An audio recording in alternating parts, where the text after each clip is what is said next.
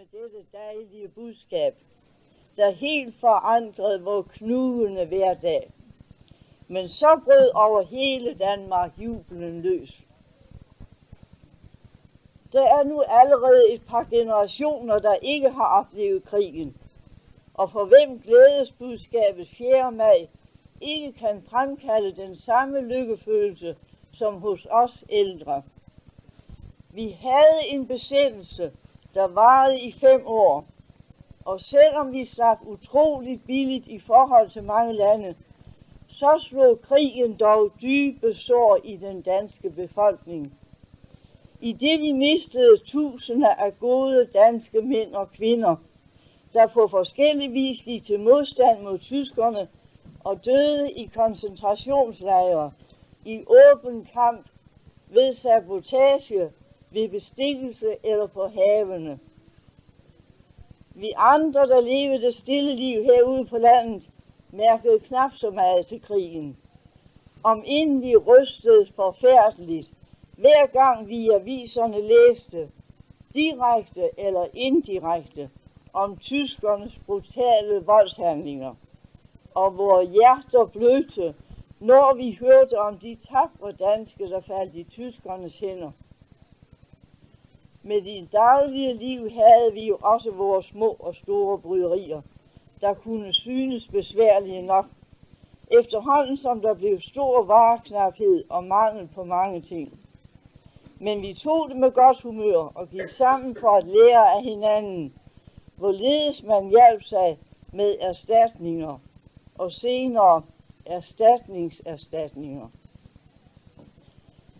Ved krigens begyndelse havde vi vores ret nyoprettede husholdningsforening, og vores dygtige konsulenter udførte et stort arbejde med at lære os at lave mad med dårlige erstatningsvarer, gøre rent og vaske næsten uden sæbe, karte og spinde, strikke af cellulosgarn og sy gammelt om og om igen til nyt. Måske stadig vende en frakke, der blev ny for hver gang den blev vendt, og til sidst endte som drengebukser eller nederdel. Efterhånden som krigen skrev frem, blev der mere og mere mangel, og vi fik flere og flere rationeringsmærker på så at sige alt, for at de små tildelinger af varerne kunne fordeles så retfærdigt som muligt. Hvordan var det så at være husmor i Danmark under krigen? Ja, der må jeg indskyde, at set med andre nationers øjne var det vel nogenlunde let. Men set med vores egne øjne havde vi mange vanskeligheder, der dog kunne overvindes med lidt god vilje og med godt humør. Lad os tage en almindelig husmors hverdag i de værste år. Man springer ud af sengen om morgenen i et mørkelagt og iskoldt hus. Der var ikke isoleret og ikke altid dobbelt vinduer. Der var mange steder, skal vi sige, central kulde fra komfur. Udenlandsbrændsel var sluppet op. Man bar for eksempel 4 spande tørv ind, hvoraf knap 50% var grus og ler, 20% var vand. Og når man så møjsommeligt havde fået ild i det, og de var brændt ud uden at give særlig varme, så bar man omtrent 4 spande aske ud igen. Så skulle børnene ud af fjerne og vaskes. Sæben, som man fik på mærker, og som højst måtte indeholde 40% fedtstof, var at gnide sig med som en slags sandpapir. Det føltes som om de 60% var grus og småsten. Danmarks undergrund kunne bruges til mad. Ru og ubehageligt var det og kunne næsten ikke skumme. Så skulle børnene i det renvaskede tøj. De bestod eftersom krigen skred frem af selvuld og krasuld og dårlige erstatningsvarer. Der gik i stykker for et godt ord. Krympede til det halve, når det blev vasket. Jeg blev måske helt væk i vaskebaljen. Eller det modsatte. Der kunne måske være 2 mand i det, når det blev taget op af baljen. Der fandtes ikke de dejlige sulfosæber, vi tager som en selvfølge i dag. Vi havde brun sæbe og stangsæbe, som vi skulle stå og snitte med en kniv. Det var selvfølgelig på mærker og måtte højst indeholde 40-50% fedtsyre. Resten var tilsætningsstoffer, kartoffelmel, ler med mere. Også her måtte Danmarks undergrund ligge ler til i massevis. Automatiske vaskemaskiner fandtes selvfølgelig ikke, men vaskebrætter og knofedt var ikke rationeret. Så havde man måske skuret og færdigseret sine gulve dagen i forvejen. Man glædede sig over noget til sygelande pæne gulve, som man troede var tørt rigtigt. Børnene sprang ind på dem, men de sprang ikke derfra igen, for de sad simpelthen fast. Fernissen havde den for fernis ret kedelige egenskab, at den ikke kunne tørre, og det samme var tilfældet med malingen, man fik. Et forfærdeligt arbejde for husmoren at få både sko og gulv restitueret igen. Hvis fernissen endelig behagede at tørre nogenlunde, så var gulvet tit krakeleret, og så kunne man begynde forfra med at få fernissen taget af gulvet igen. En ulykke kommer sjældent alene, så samtidig med at vi havde knap med korn til at brødføde os selv, så mel og gryn selvfølgelig også var rationeret. Så fik vi nogle meget hårde frostvintre med frostgrader indtil 31 grader. Kulden knugede alting. Mange hovedvandledninger, der dengang lå for højt i jorden, var frosset, og man måtte et år hente vand til hen i maj i nogle dele af byen, ved de få pumper, der fandtes. Det gav også store vaskeproblemer, og der blev sparet på hver dråbe vand, der næsten blev brugt flere gange. Så måtte for eksempel stort vaskefad med vand til fælles håndbad, og måske måtte man først bruge noget vand til at skylle det værste af sine grøntsager med, og så blev det bagefter brugt til at vande blomster med eller til at vaske trapper i. Hvad skulle man gøre, når vand i den grad var rationeret? Det gik dog vel ikke så galt, som der stod i en revyvise fra 1. verdenskrig, hvor der også var spareproblemer.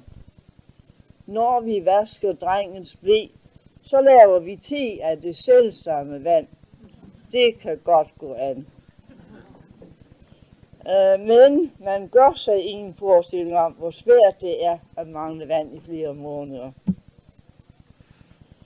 Sådanne vinter gik meget ud over høsten, og så var sommeren i hvert fald et år så dårlig og våd, at det kneb med at bjerge kornet, og mad måtte efterlades på markerne i visse egne af landet. Kornet var vådt og spiret, da det kom ind, og mel var næsten ubrugeligt, og det var svært at få noget ordentligt dagligt brød. Husmødrene måtte til at prøve på at hekse, når de skulle bage eller lave sovs af rug og bygmel. Konsulenterne rundt i landet vred deres hjerner for at give os gode råd, og der var utallige demonstrationer rundt i de kolde forsamlingshuse med genstridige komfurer, hvor vi selv måtte medbringe brændsel, og hvor de viste os, hvordan man bedst udnyttede melet, såsom: hvordan får vi brødet til at hæve af det spirede mel, og uden at den øverste skorpe falder af? Hvordan laver vi lækker sovs af bygmel?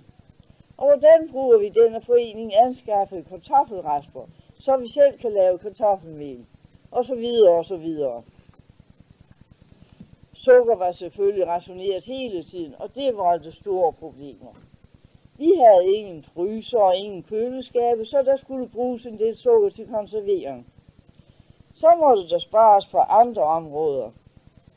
Derfor lavede vi roesirup af sukkerroer, og lærte at koge sukkerroer sammen med rødbeder og græskar for at søde dem. I havregrøden om morgenen var der en spiseskefuld roesirup i smørhullet. Det skulle erstatte både sukker og smør, for smør og margarine var lige så stor en mangelvare. Det smagte ikke særlig godt, men ned skulle det jo. Efter havregrøden såkaldt kaffe eller te. Kaffebønner havde vi ikke, men vi tillod os at kalde substansen for kaffe, mens nogle kaldte det for løbesod. Kaffeerstatning, hvad det så var lavet af, var også på mærker.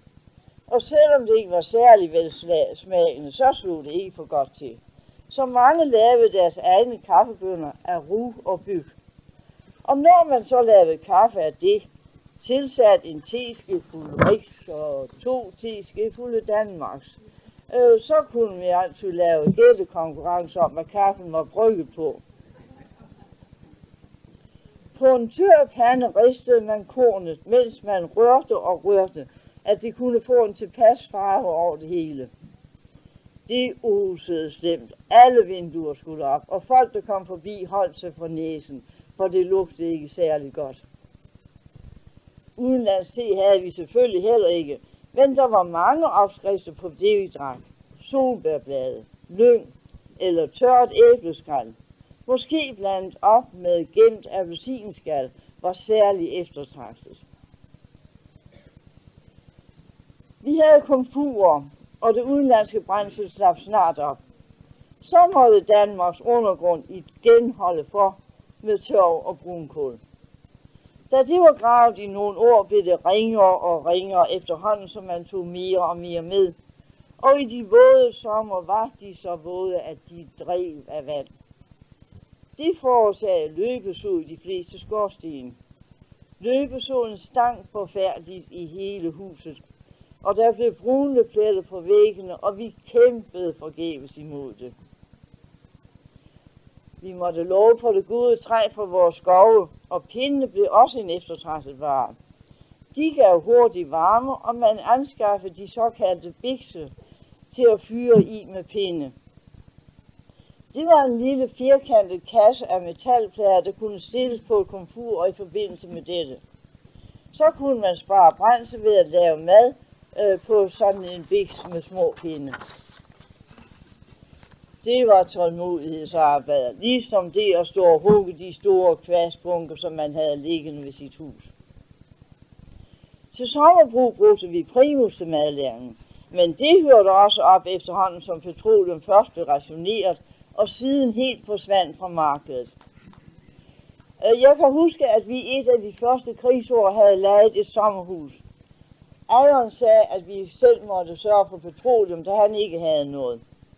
Vi fik fat i nogle få liter, og så gravede vi ellers på spejdermanér et udendørs komfur ind i jorden.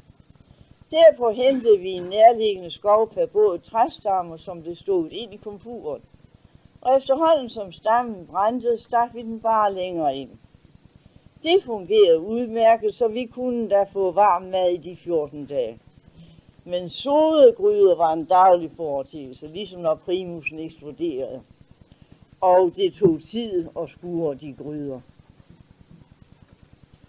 For at oprette en god sundhedstilstand fandt Handelsministeriet på at lave et levertrænpræparat, vitaminol, der på mærker udleveres til børn under 13 år og til gravide kvinder. For at stimulere til at tage præparatet udstedes der erklæringer, der i underskrevet stand skulle indleveres til apoteket, at man havde taget sin vitaminol, og man deltog derefter i vitaminolkonkurrencen. En ganske god foranstaltning for, at børnene kunne få de A- og vitaminpiller, A- og D-vitaminer, det kunne skorte på gennem maden. Nå. Skål! Ja, det er nemlig rigtigt nok, ja. Ja. Husmødrene vidste altid, hvad de skulle lave, når der var ledige øjeblikke.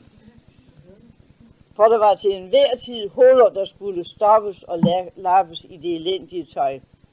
Og ellers gik man på sykursus og syede om og om igen af det gamle tøj, hvis man da kunne være heldig at få noget tråd, og at det ikke gik i stykker, når man så på det.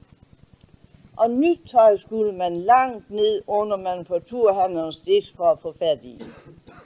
Tøjrationeringsmærker havde vi også, hvor der skulle så og så mange mærker til et sæt tøj, og så mange mærker til et par sko. Men altid gik man i denne knugende angst for, hvordan krigen ville udvikle sig.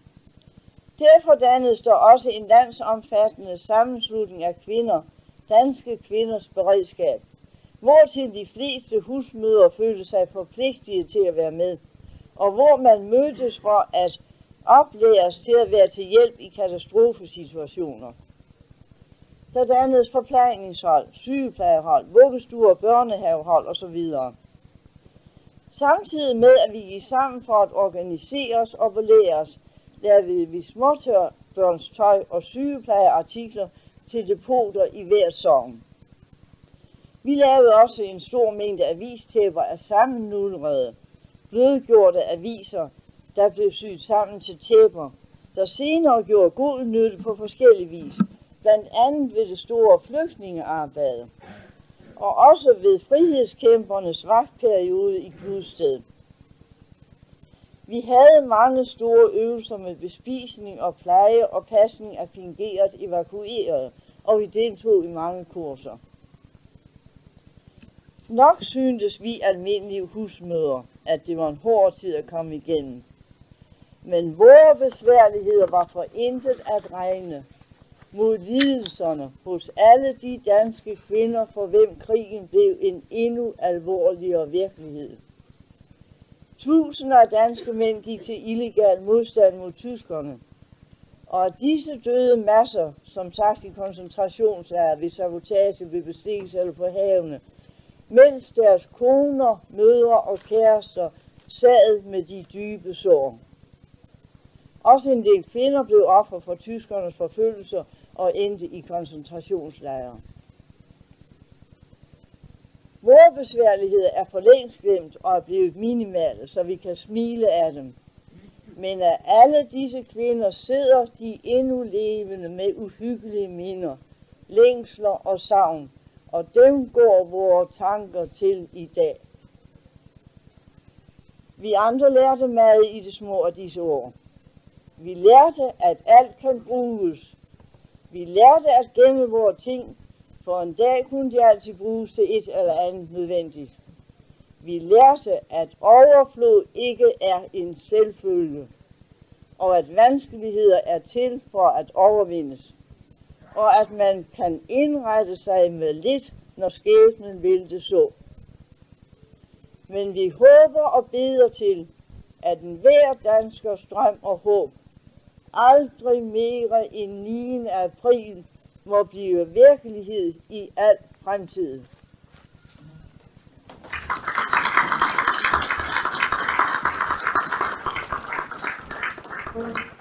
Tak til fru Anne-Marie Hansen. Og så synes jeg, vi skal synge igen. Frihed er det bedste guld.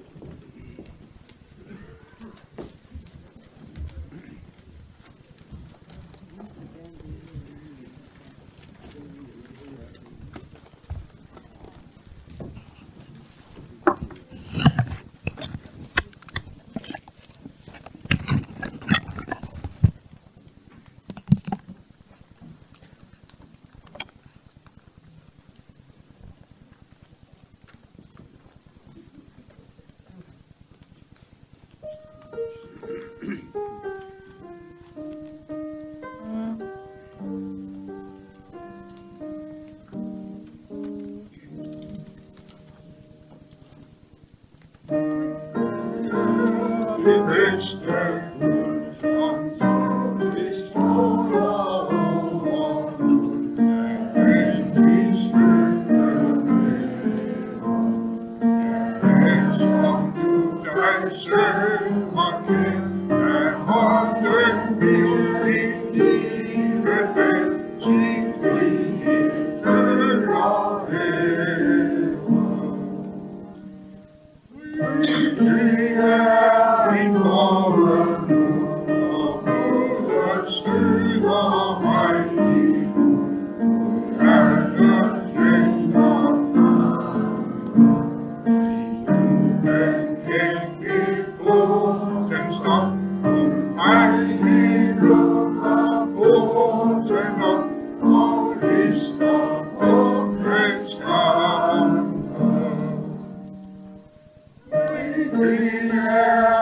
lands of strength.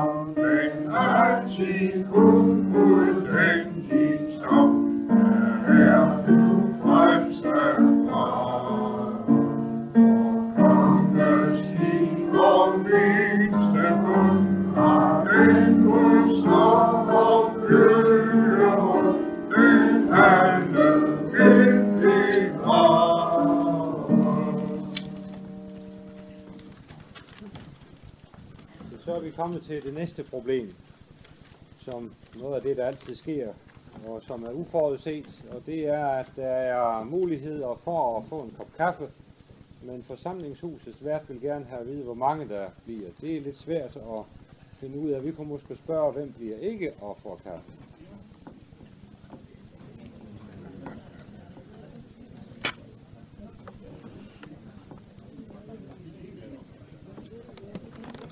Ja, tak.